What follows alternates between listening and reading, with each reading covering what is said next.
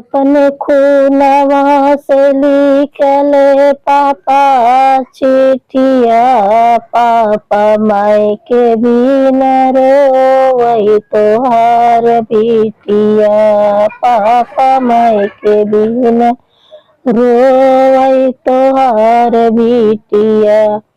अपने खूनवा से लिखले पापा चिट्ठिया, पापा माई के बिना रोवै तोहार बिटिया।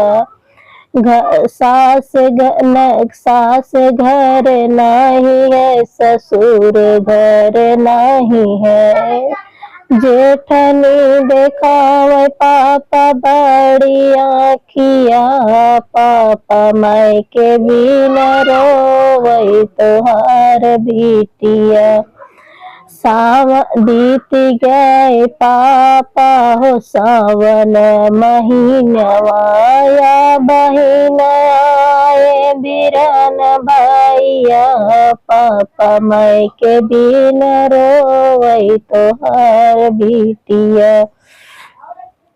आंगने में रोवै पापा तोहर बिटियवा, आंगने में रोवै पापा तोहर बिटियवा। हाथवा में लाई के रेशम धागवा, पापा माई के बिना रोवै तोहार बिटिया, पापा माई के बिना रोवै तोहार बिटिया। घरवा जे होतन लहू, घरवा जे होतन हमार बीरना, पापा दौड़ चल आउतन राखी के दिनवा, पापा दौड़ चल आउतन राखी के दिनवा। अपने खूनवा से लिखे हम पापा चिट्ठिया, पापा माई के बिना रोवै तोहार